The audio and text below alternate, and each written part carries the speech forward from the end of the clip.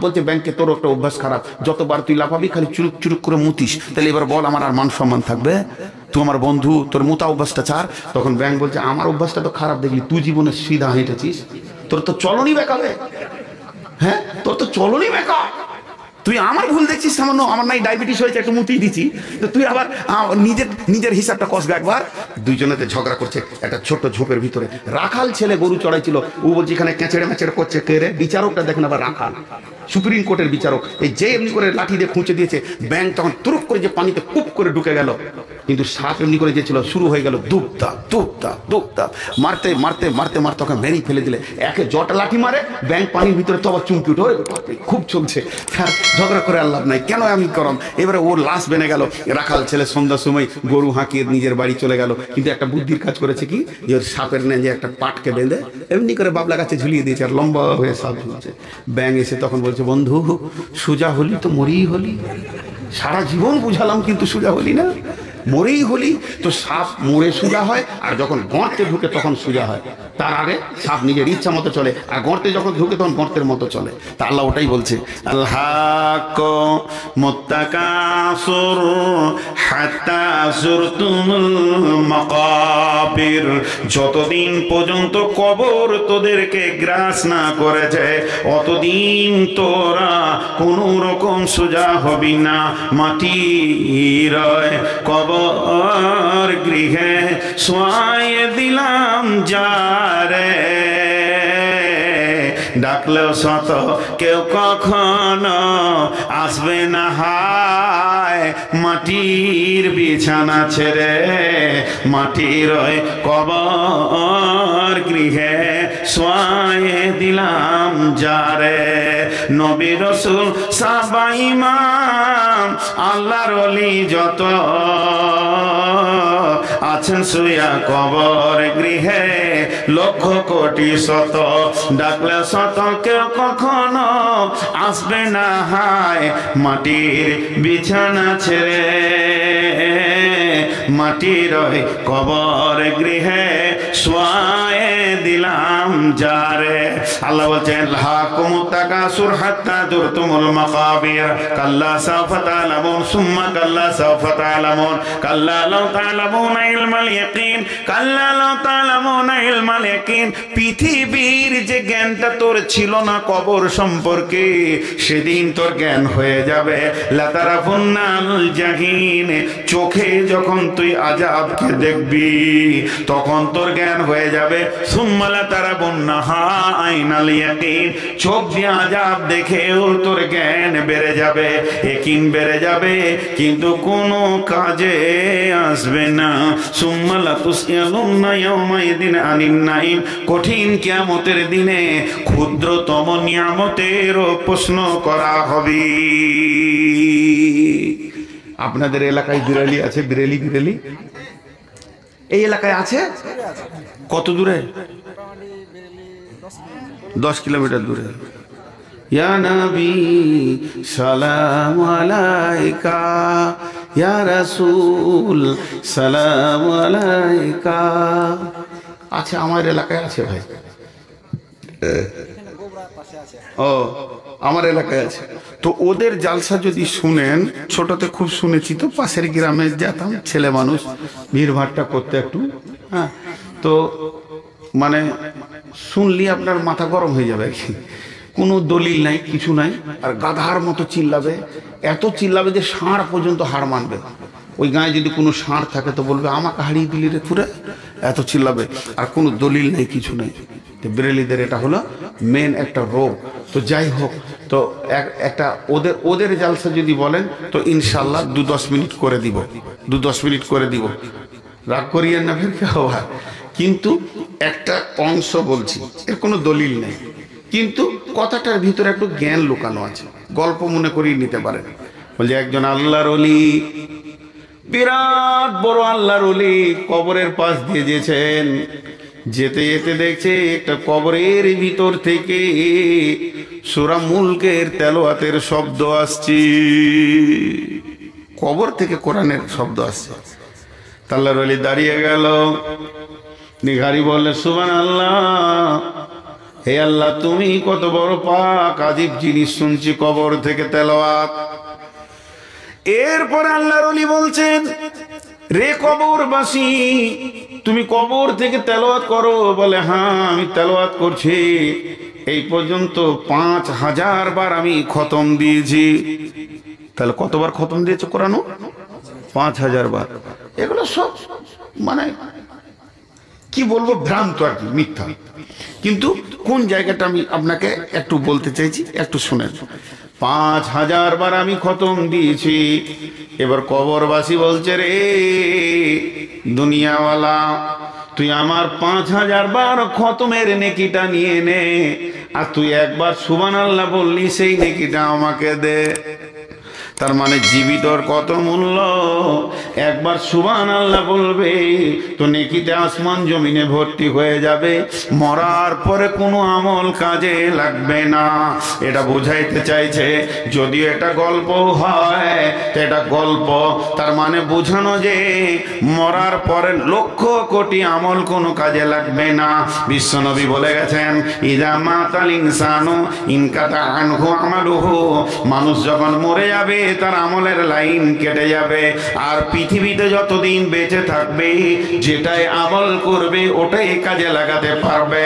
অতএব এখন যে আমরা বেঁচে আছি, কবরকে এখন থেকে যদি অনুধাবন না করে, বন্ধুরে এমন একটা দিন আসবে, সেদিন কবর আমাকে কোন দিন টক করে তুলে নেবে।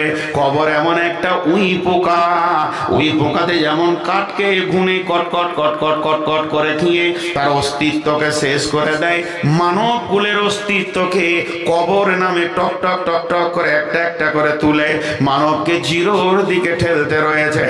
এরই নাম কবর। জি, তো সেই কবরে প্রশ্ন করা হবে 3টি। জি, কোনো টেনশন নেই। লোক বসে আছে এখনো উঠেনি, ওই 2-1টা লোক উঠছে, উঠবে, আর একটা তো উঠবি। অনেকের অসুখ আছে, পেশাব লাগতেই পারে, কারণ শীত, আর এমনি যাদের ডায়াবেটিস আছে। সিরিস বোনা, আজকালকে ছিলাম সীসাতলা, এরপরে আছে ভৈরবপুর, ওটাই দিকে নাকি? ও ওই পাশেই। আচ্ছা, ওখানে কিয়ামত হবে, আজকে কবর হয়ে যাক। জি, লাইন ধরে হবে তো ভালো হবে। কালকে ছিল জান্নাত জাহান্নাম, ওরা আগের বাড়ি করে নিয়েছে। তো আপনাদেরকে আর বেশি বিরক্ত করব না, খালি 3টে প্রশ্নের উত্তর কিভাবে দেবেন শর্টে বলে দিব। 5-7 মিনিট বসেন, বেশি নয়। আল্লাহর রাস্তে এতক্ষণ যখন থাকলেন, মাঝে একটা কথা বলে নি।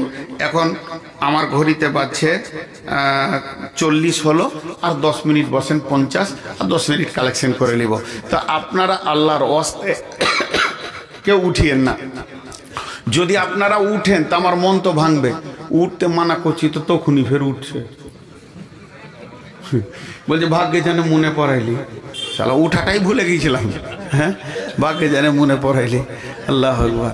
আপনাদের এলাকায় টালবাংলায় এত আসি যে লোক আমাকে খুবই ভালোবাসে, আর এলাকায় আসলে ওখানে মৌলানা শাহাবুদ্দিনের ঋণ শোধ করতে পারবো না, ওনার ভালোবাসার ঋণ শোধ করতে পারবো না।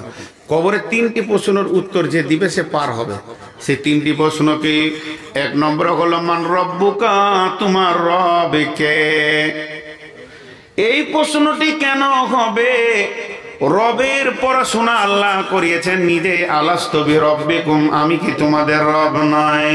তাহলে প্রথম ক্লাস আল্লাহ নিয়েছেন, আমাদেরকে রবের ট্রেনিং আল্লাহ করে দিয়েছেন। 2 নম্বর, এই পৃথিবীর বুকে আমার আল্লাহ কোরআনে যতবার রব বলে পরিচয় দিয়েছেন, পরিচয়ের জায়গাতে যতগুলো দোয়া আছে, চাওয়ার ব্যাপারে, ভিক্ষা করার ব্যাপারে, রব্বানা আতিনা ফিদ দুনিয়া হাসানা ওয়াফিল আখিরাতি হাসানাতাও ওয়া কিনা আযাবান্নার, রব্বানা ফাগফির লানা যুনুবানা, রব্বানা আতমিম আলাইনা নূরানা। সব জায়গায় যেন রব রব রব মানে হচ্ছে পালনেওয়ালা, পরওয়ারদিগার। রবের আবিধানিক অর্থ পৃথিবীর কেউ তৈরি করতে পারেনি, আজও পারবে না। রব মানে পালনেওয়ালা, রব মানে পারওয়ারদিগার, পালনেওয়ালা পারওয়ারদিগার, এটা ফার্সি, পালনেওয়ালা উর্দু। আর আপনার আমার দেখভালের মালিক যিনি, তিনি আমাদের রব। কিন্তু বন্ধুরে, দার্শনিকরা একটা লম্বা তর্জমা করেছেন রব কাকে বলা হয়। দার্শনিকরা বলছেন অনস্তিত্ব থেকে অস্তিত্ব দিয়ে আনুপাতিক হারে যিনি চাহিদা মেটান, তিনি আমাদের রব। আরে ভাই, এত উঠতে লাগলো কেন লোক? 10টা মিনিট কি আপনাদের ধৈর্য থাকছে না ভাই? যারা হাঁটতে শুরু করেছেন, আপনাদের হাত পাগুলো ধরে বলছি, আল্লাহর হস্তে ঘুরে বসে যান, আল্লাহ রাজি হবে। মেহমানকে যদি আপনি রাজি করেন তো আল্লাহ রাজি হবে। আমি আল্লাহকে সাক্ষী রেখে বলছি, আল্লাহ রাজি হবে। 10টা মিনিট চেয়ে নিয়েছি আমি, 10 মিনিটই শেষ করব, তারপরে যাবেন। আর যেন না, বসে যান, ঘুরে বসে যান, আল্লাহর জন্যে বসেন, আল্লাহর হস্তে বসেন। না হলে আবার হালকা করে একটা দোয়া দিয়ে দেবো যে আল্লাহ মুসা নবীর কওমের মতো সারা রাত ঘোরা হবে, রাস্তা যেন খুঁজে না পায়। ঘুর ঘুর ঘুর ঘুর, সকালবেলায় ওইখানেই 6 মাস ঘুরে চলো মুসা নবীর কওম। জি, এরকম বলে দিয়েছে একটা জালসাই বর্ধমানে, যে একজন রাস্তায় যেতে যেতে উবুর হয়ে পড়ে গেছে, পায়ে ইট লেগে পড়ে গেছে, কপাল টপাল ফেটে গেছে। দোকান আরেকজন বলছে মৌলবীর বদ্ধ হবে। সকালে ফোন করতে যে মৌলবী সাহেব কোন বদ্ধ দিলে, তো তুমি গেলে কেন? হ্যাঁ, ইট লেগে পড়ে যেছে, আমার দোষ যেছে। হ্যাঁ, উঠিয়েন না, উঠতে হয় না, উঠতে হয় না। এটা উঠতে কেন হয় না এটা যদি বলি তো আবার 1-1.5 ঘন্টা চলে যাবে। উঠতে হয় না, যার শেষ ভালো তার সব ভালো, যার শেষ ভালো তার সব ভালো। আল্লাহ তাবারক ওয়া তাআলা কত বড় মেহেরবান যে আপনি মওতের আগেও যদি ইস্তেগফার করে কালেমা পড়েন, তাও আল্লাহ কবুল করবে। জি, উঠতে হয় না। আমি তো আপনাদের কাছে টাইম যেটা নিচ্ছি তা তো অতিক্রম করবো না ইনশাআল্লাহ। তো যাই হোক, আমি আবার অন্য কথা চলে গেল, আর উঠিয়েন না কেউ। তো রব, তাহলে আমরা পৃথিবী আমাকে খেতে দেনেওয়ালা, তার মানে তিনি রব। তাহলে এবার দার্শনিকের তর্জমাটা 2 বার বলবো, মুখস্থ করেলেন। অনস্তিত্ব থেকে অস্তিত্ব দিয়ে, তার মানে আমাদের কোনো অস্তিত্ব ছিল না, যিনি আমাদেরকে বানিয়েছেন। আনুপাতিক হারে যিনি চাহিদা মিটিয়ে কবরের দিকে আমাদেরকে যিনি নিয়ে যান, তিনি আমাদের রব। তাহলে এক সময় অস্তিত্ব ছিল না, অস্তিত্ব দিল, তারপর আমাদেরকে পৃথিবীর সমস্ত চাহিদা যিনি মিটাচ্ছেন, তিনি আমাদের রব। তাহলে সে রবকে মেনে সারা দুনিয়াটা চালাতে হবে। যখনই কবরে আমি যাব, তা ঘরে বাংলাতেই প্রশ্নটা হচ্ছে, আল্লাহ ফেরেশতা এসে বলবে, রে মুর্দা তুই বল, তোকে খেতে দেনেওয়ালা কে ছিল? তোর সুখ দুঃখের মালিক কে ছিল? তোর হায়াত মতের মালিক কে ছিল? তোর পুরো জীবনটার মালিক কে ছিল? বাংলা ভাষায় মান রব্বুকা, তোর রব কে? এর মানে হচ্ছে তোর পুরো জিন্দেগির দায়িত্ব কার হাতে ছিল বল। এটা যদি বাংলায় বলা হয়, মনে করেন ফেরেশতা বলবে মুর্দা ওঠ বস, কোনো আরবি নাই। এরপরে বাংলায় বলছে, রে তুই বল, তোর সারা জীবনের সুখ দুঃখের মালিক কে ছিল? তখন সে বলবে আল্লাহ, রব্বি আল্লাহ, আমার রব হচ্ছেন আল্লাহ। রব মানে আল্লাহ নয়, আল্লাহ হলো রব, হলো আল্লাহর একটা গুণ। আমার মালিক অমুক, আমি এখানে জলসা করছি, এবার আমি কার আয়াতে আছি? আমি আপনার টালবাংরা মাদ্রাসায় শিক্ষক। আপনি জিজ্ঞাসা করছেন ওখানকার মালিক কে মাদ্রাসার? আল্লাহ তো সবই বটেন। তারপরে উদাহরণ দেওয়ার জন্য বলছি, আমাদের মাদ্রাসার মালিক মৌলানা সাহাবুদ্দিন সাহাব। এই কথাটা যখনই বললাম, তেমনি আমার জীবন গাড়ির মালিককে, মালিককে মানে রবকে, মানে রব্বকা, তোর রবকে? উত্তর হবে রব্বি আল্লাহ, আমার মালিক হলেন আল্লাহ। নাম্বার 2 প্রশ্ন, মা দিনুকা, তুই যে জীবনে তিলে তিলে চলেছিলি, তোর একটা আইনকে ফলো করতে হয়েছে। খাওয়াতে, ওঠাতে, বসাতে, শোয়াতে, লেনদেনে, চলাফেরাতে তোকে একটা আইনকে ফলো করতে হয়েছে। সেই আইনটা তুই কোন মতবাদে চলেছিলি? মার্ক্সবাদ না গান্ধীবাদ, না তার না কার্ল মার্ক্সের লেখা, না গান্ধীর লেখা, না গীতাঞ্জলির ওপরে করেছিলে, না তুই কিভাবে চলেছিলি বল? বল, তখন আমি পরিষ্কার বলবো আমার শান্তির আইন ছিল ইসলাম। আমি ইসলামের রুলসকে খাওয়াতে উঠাতে বসাতে মেনে মেনে চলেছি। এবার আপনি আমি বলি, যার জীবনে ইসলামই নাই, যার শরীরে দাড়িতে টুপিতে উঠাতে বসাতে লেনদেনে পোশাকে খাওয়াতে পান করাতে পেশাব পায়খানা ইসলাম নাই, ওই লোকটা বলতে পারবে না যে আমার চালচলন ইসলামের। 3 নম্বর প্রশ্ন হবে মান নবীকা, তোমার নবীকে।